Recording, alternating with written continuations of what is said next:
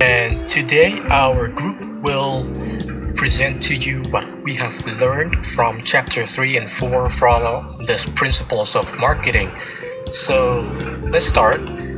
So these will be our main objectives for today. For chapter 3, we will be analyzing the marketing environment. So first off, what is marketing environment?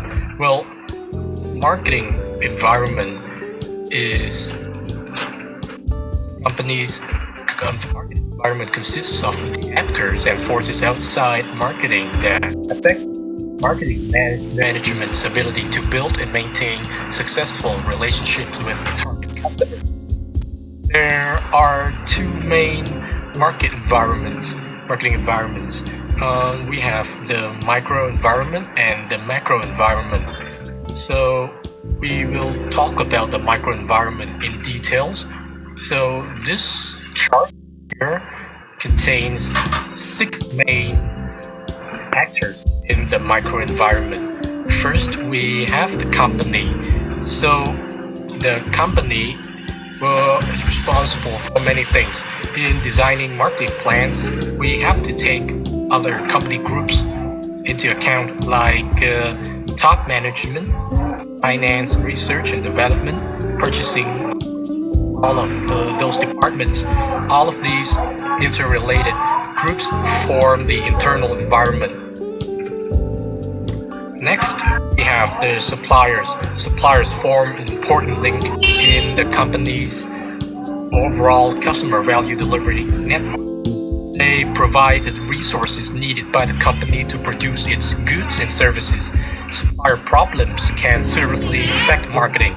So, as marketing managers, we must watch supply availability and costs, supply shortages or delays, natural disasters, and other events such as those can cause sales in the short run and damage customer satisfaction in the long run. So it is worth noting.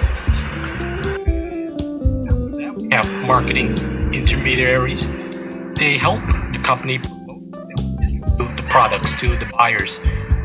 These include resellers, retails, physical distribution firms, marketing services agencies, and financial ones.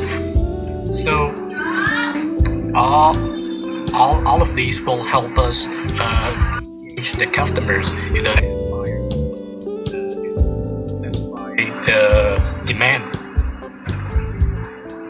So, and then we have the competitors. The competitors. It's obvious that we must provide greater customer value and satisfaction than our competitors do. So, as marketers, we must do more than simply adapt to the needs and wants of the target consumers. So, we must gain strategic advantage by positioning our offerings strongly minds of consumers. So it is wise to keep an eye on competitors for overall quality check. And we have the public. The public is any group that has actual impact on the organization's ability to achieve its objectives. We have many publics like financial publics. This is the company's ability to obtain funds, the publics, the government publics, citizen action publics, all of these. So they all dictate our decisions. Finally, the customers, they are the most important factors in the company's microenvironment. The aim of the entire value delivery system is to serve and create strong relationships. And next, we will have the major forces in the company's macro environment. First, we will talk about the demography. It's a study of human populations in terms of size, density, location.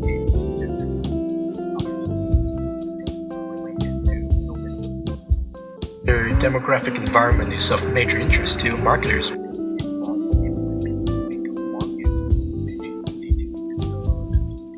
can. So we should analyze all demographic changes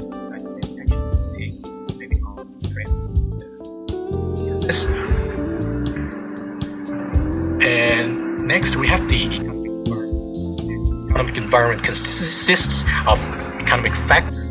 They call economic factors that affect consumer purchasing power and spending patterns. Economic factors can have a dramatic effect on consumer spending and buying behavior. Marketers can pay attention to income distribution among the population as well as income levels. Changes in major economic variables such as income, mentioned earlier, cost of living, interest rates, it can have a large impact on the marketplace. So our companies should watch these variables by using economic forecasting to dictate the decisions. And businesses do not have to be wiped out by an economic downturn or caught short in a boom. So with warning, good preparation, they can take advantage of changes in the economic environment for sure. We move to the natural environments and technological environments. The natural environments involves the physical environment and the natural resources that are needed as inputs by marketers or that are affected by marketing activities. For example, the severe weather boosted demand for products such as salt, snow blowers, winter clothing, and auto repair centers. Although companies can't prevent such natural occurrences, they should prepare for dealing with them. Marketers should be aware of several trends in the natural environment. The first involves growing shortage of raw materials. Air pollution and water shortage are already a big concern in over the world. Renewable resources such as forests and fruit have to be used wisely. Non-renewable resources such as oil, coal, and various minerals pose a serious problem. A second environmental change is increased pollution. Consider the disposal of chemical and nuclear waste, the quantity of chemical pollutants in the soil and food supply, and the littering of the environment with bottles, plastics, and other packaging materials that cannot be decomposable. A third trend is increased government intervention in natural resource management. Different countries' governments vary in their concern and efforts to promote a clean environment. Concern for the natural environment has sparked an environmental sustainability movement. Environmental sustainability means meeting current needs without compromising the ability of future generations to meet their needs. Companies are developing strategies and practices that create a world economy that the planet can support indefinitely. Next, the technological environment. The technological environment is forces that create new technologies, create new products and market opportunities. Technology has released such wonders as antibiotics, robotic surgery, smartphones, and the internet. But it also has released such horrors as nuclear missiles and assault rifles. The technological environment changes rapidly, creating new markets and opportunities. Therefore, marketers should watch the technological environments closely, since companies that do not keep up will soon find their products outdated. Next, we move to political, social, and cultural environments. The political environment consists of laws, government agencies, and pressure groups that influence or limit various organizations and individuals in a given society. Legislation regulating business. Almost every marketing activity is subject to a wide range of laws and regulations. Marketers must work hard to keep up with changes in regulations and their interpretations, as regulations are constantly changing. Business legislation has been enacted for a number of reasons. The first is to protect companies from each other. Laws are passed to define and prevent unfair competition. The second purpose of government regulation is to protect consumers from unfair business practices. And the final one is to protect the interests of society against unrestrained business behavior. Regulation arises to ensure that firms take responsibility for the social costs of their production of products. Marketers need to understand these laws at the local, state, national, and international levels. Increased emphasis on ethics and socially responsible actions. Almost every aspect of marketing involves ethics and social responsibility issues. The boom in online, mobile, and social media marketing has created a new set of social and ethical issues. Although most companies fully disclose their internet privacy policies and most try to use data to benefit their customers, users still worry that these companies may know too much and might use digital data to take unfair advantage of them. Cost-related marketing has become a primary form of corporate giving. It lets companies do well by doing good, by linking purchases of the company's products or services with benefiting worldwide causes or charitable organizations. The cultural environment. The cultural environment consists of institutions and other forces that affect a society's basic values, perceptions, preferences, and behaviors. The persistence of cultural values. Core beliefs and values are passed on from parents to children and are hard to change. But secondary beliefs and values are more open to change. Marketers have some chance of changing secondary values, but little chance of changing core values. Shifts in secondary cultural values. People's views of themselves. People use products, brands, and services as a means of self-expression, and they buy products and services that match their views of themselves. Marketers can position their brands to appeal to specific self-view segments. People views of others. Consumers increasingly tap digitally into networks of friends and online brand communities to learn about and buy products and share brand experience. As a result, it's important for brands to participate in this network too. People's views of organization. People vary in their attitudes toward corporations, government agencies, universities, and other organizations. By and large, people are willing to work for major organizations and expect them in turn to carry our society's work. People's views of society.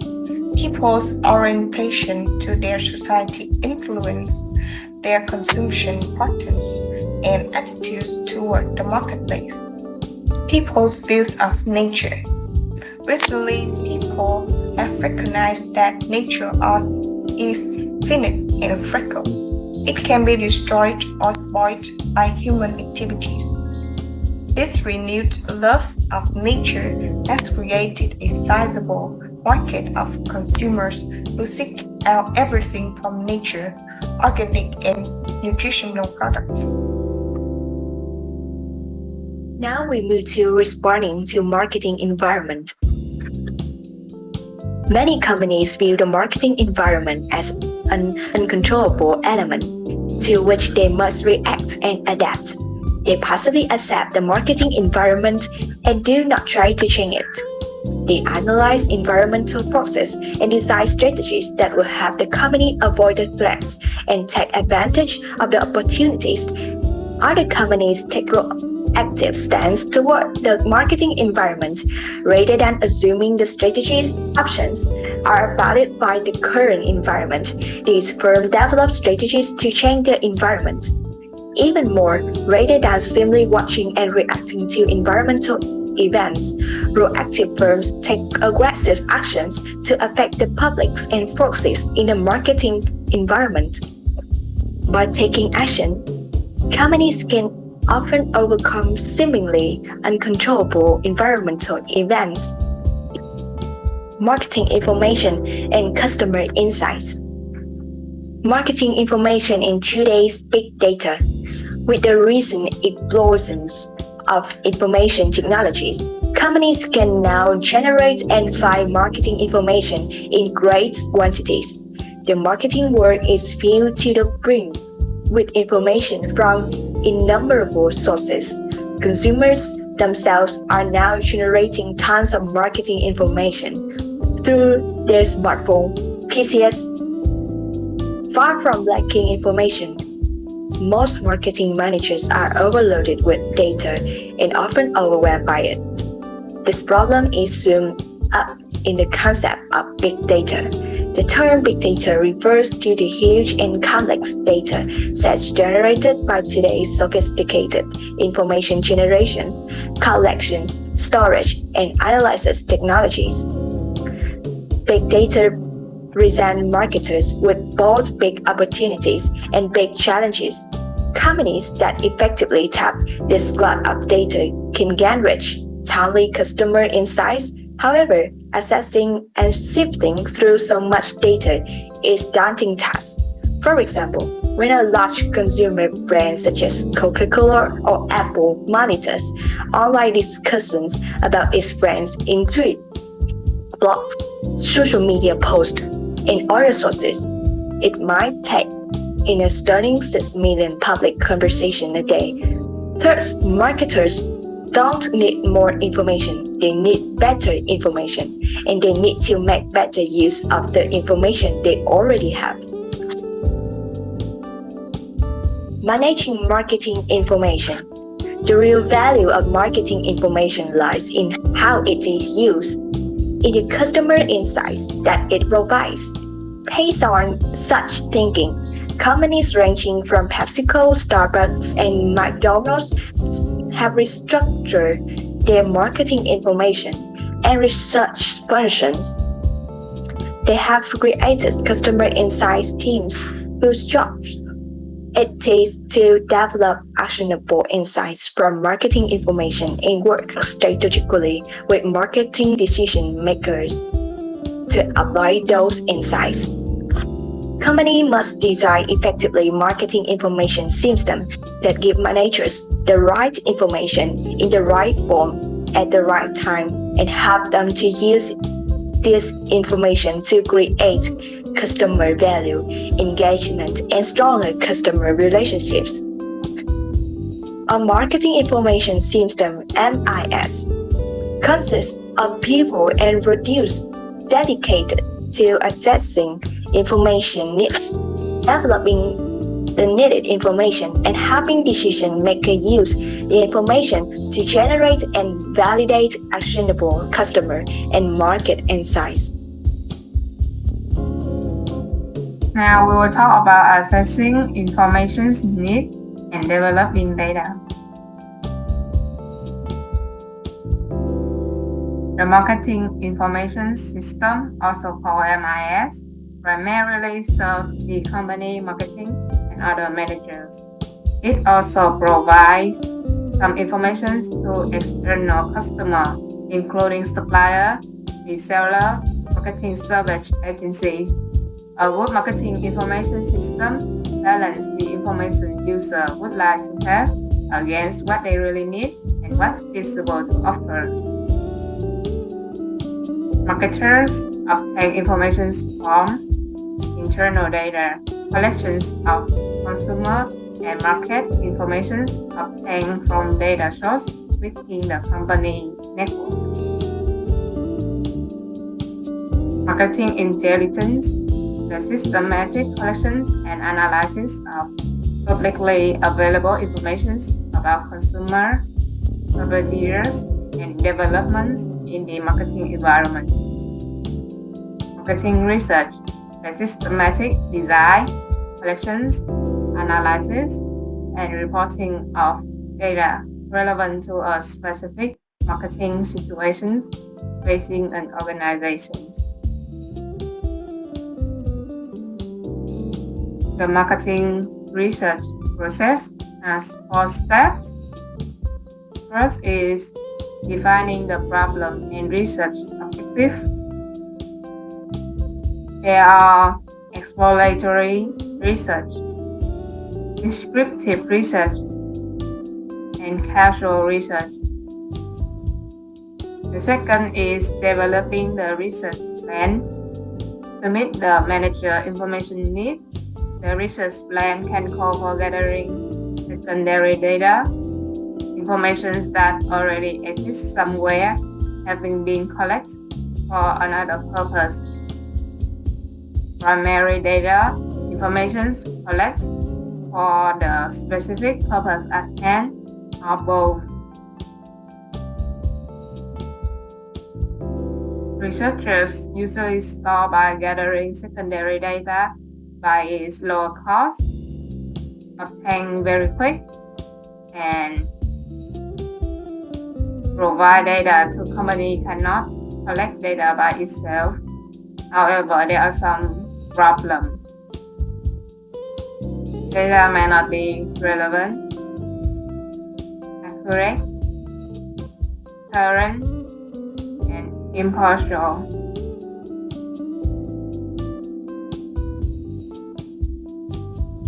Secondary data provide a good starting point for research and often have to divide research problem and objective, but in most cases, the company must also collect primary data. Table 4.1 shows that designing a plan for primary data collections calls for a number of decisions on research approach, contact methods, the sampling plan, and research instrument.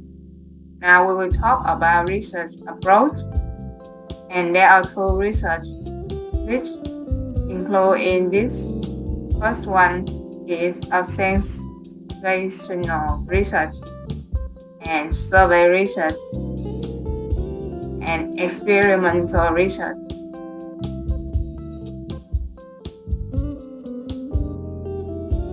The contact method including mail, telephone, personal interviews, and focus group interview, which means that personal interviewing that involves inviting small group of people together for a few hours with a joint interview to talk about products, service, or organizations. And finally, online marketing research, collecting primary data through internet and mobile surveys, online focus group, customer tracking experiments, and online panel and friend community. Now, we will talk about sampling plan. A sample is a segment of the population selected for marketing research to represent the populations as a whole. And people usually get a question that who is to be studied, how many people should be studied, and how should the people be chosen. There are 2 main types of sample, is probability sample and non-probability sample. In probability sample, there are simple random sample, stratified random sample, and cluster area sample. In non-probability sample, there are convenience sample, judgment sample, and quota sample. And finally, the research instrument. And first of all is questionnaire. It's very common and people use it in person, by phone or online. And questionnaire is very flexible, but researchers must be careful with wording and ordering of questions. It's very useful in exploratory research. And the other one is mechanical instrument. People usually use to monitor customer behavior, and retailers use checkout scanner to record shoppers' purchase. Other marketers also use mobile phone GPS technology to check consumer movement in a needed store. And the third one is implementing the research plan. First, we need to collecting the information, processing the information, and analyzing the information, interpreting and reporting.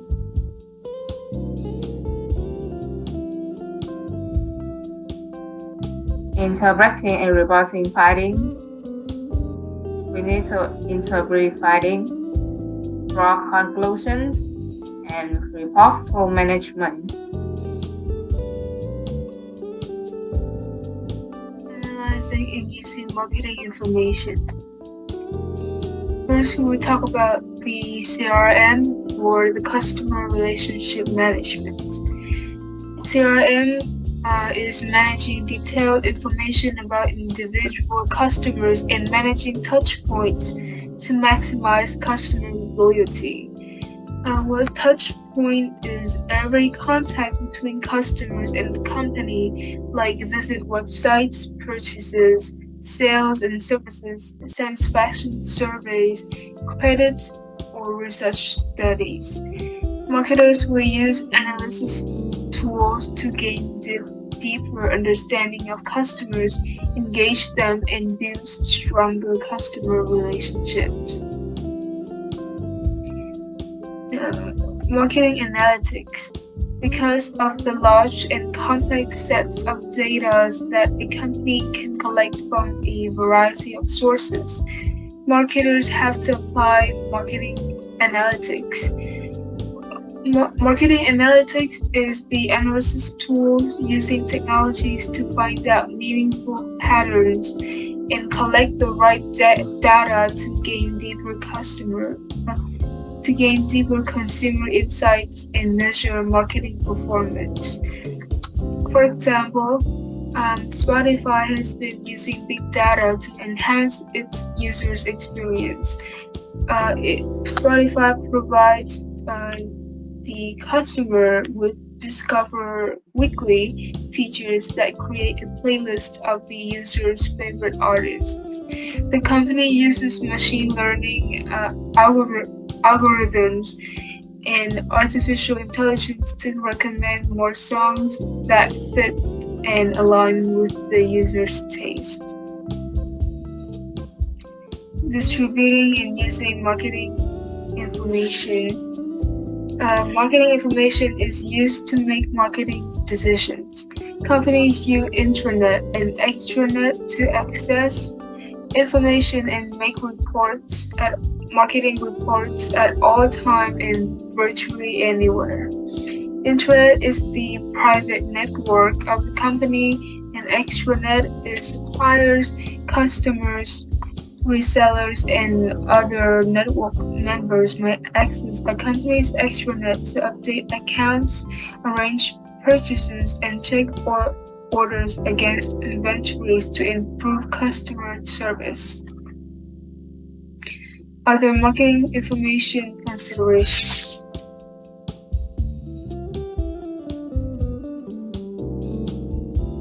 First, we have the marketing research in small businesses and non-profit organizations. Marketing research in these forms of business will have small scale, less complex, and less costly. They gather information using secondary data, gain good marketing insights through observation, informal surveys, check out online products, review sites, or research specific companies and issues.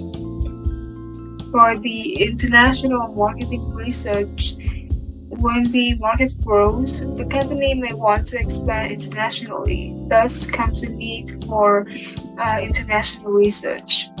In international research, there are many obstacles that a company will have to overcome. First, it is difficult to collect good secondary data, so marketers have to collect their own primary data. Technology or communication methods development varies vastly in different countries.